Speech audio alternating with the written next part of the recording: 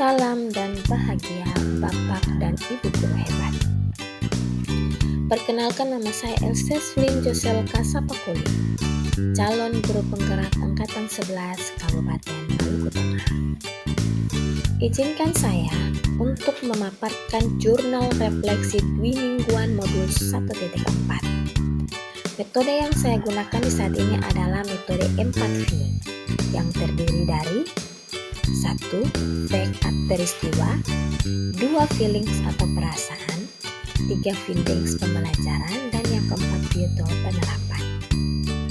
Di dalam jurnal ini, saya akan membahas terkait dengan hal baik apa saja, kesulitan dan cara mengatasinya selama mengikuti proses pembelajaran di modul 1.4. Bagaimana perasaanmu ketika mengikuti proses pembelajaran di modul 1.4? Pelajaran dan hal baru apa saja yang didapatkan selama mengikuti pembelajaran di modul 1.4? Dan penerapan atau tindakan apa yang akan dilakukan setelah mempelajari modul 1.4? Mari kita bahas pertama. Dimulai dari peristiwa.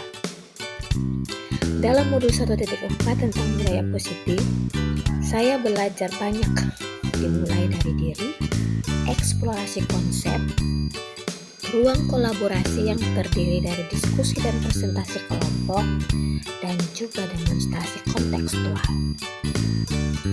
Hal baru yang saya dapatkan adalah ketika belajar mandiri.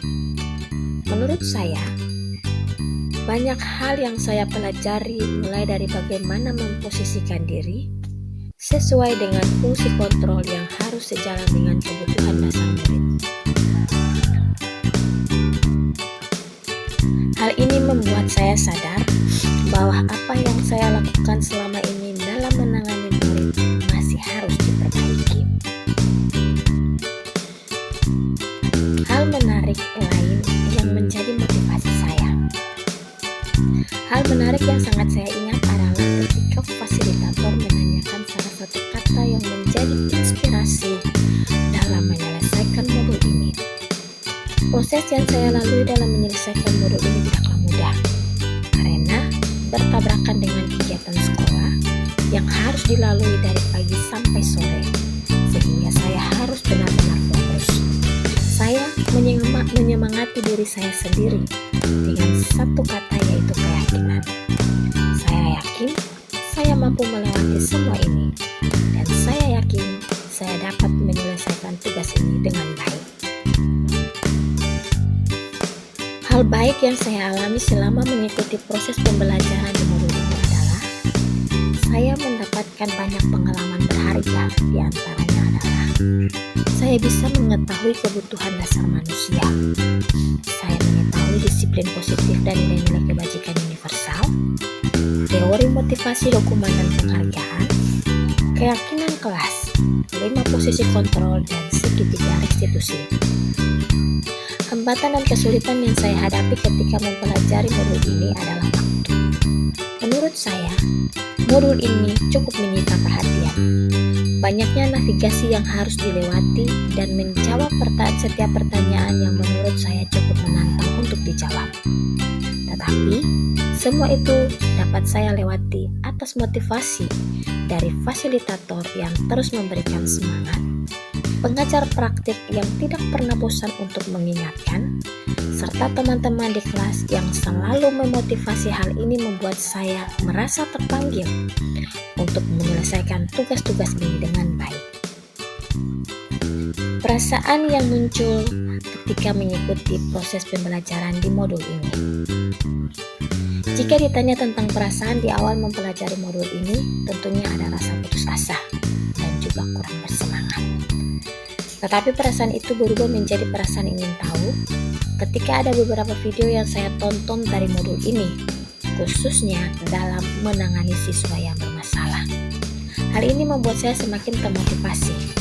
Ditambah lagi ketika kami melakukan diskusi di ruang kolaborasi. Banyak kata-kata penyemangat dari teman-teman kelompok membuat perasaan saya begitu senang, karena bukan hanya ilmu yang saya dapatkan, tetapi juga motivasi dari teman-teman yang membuat saya yakin untuk bisa menyelesaikan modul ini dengan baik. Yang berikut, finding pembelajaran. Selama mengikuti proses pembelajaran di modul ini, yang menjadi pembelajaran bagi saya itu yang pertama, mengetahui 5 kebutuhan dasar manusia. Yang kedua, nilai-nilai positif dan kebajikan universal. Yang ketiga, posisi kontrol restitusi. Yang keempat, segitiga restitusi. Yang kelima, langkah-langkah membuat kesepakatan dan keyakinan kelas. Dan yang keenam, berkolaborasi dengan teman-teman dalam menyelesaikan tugas kelompok. Dan yang terakhir yaitu future atau penerapan. Setelah mempelajari modul 1.4, saya memahami bahwa kesepakatan dan keyakinan kelas dapat menjadi tolak ukur atau patokan bagi peserta didik untuk tidak melakukan kesalahan. Dan ketika saya mulai menerapkannya dalam kelas, saya mendapat respon yang positif dari peserta didik. Tidak sampai di situ, saya pun mendapat respon yang baik dari rekan sejawat dan kepala sekolah ketika saya berbagi pemahaman dan melaksanakan segitiga restitusi pada salah satu murid saya di kelas. Kesimpulan yang saya ambil dari jurnal refleksi Dwimingguan modul 1.4 adalah, setelah mengikuti proses pembelajaran dalam modul ini, saya menyadari bahwa pentingnya peran guru dalam menuntun anak sesuai dengan filosofi Ki Hajar Dewantara, yaitu dengan memperhatikan 5 kebutuhan dasar manusia. Ki Hajar Dewantara menggambarkan kita sebagai petani yang harus merawat tanaman dengan mencabut rumput liar yang ada di sekitarnya. Bukan hanya itu, Ki Hajar Dewantara pun melukiskan guru sebagai seorang tukang ukir kayu, di mana untuk menghasilkan hasil yang baik, ia harus mengukirnya sesuai dengan bahan yang dipilih.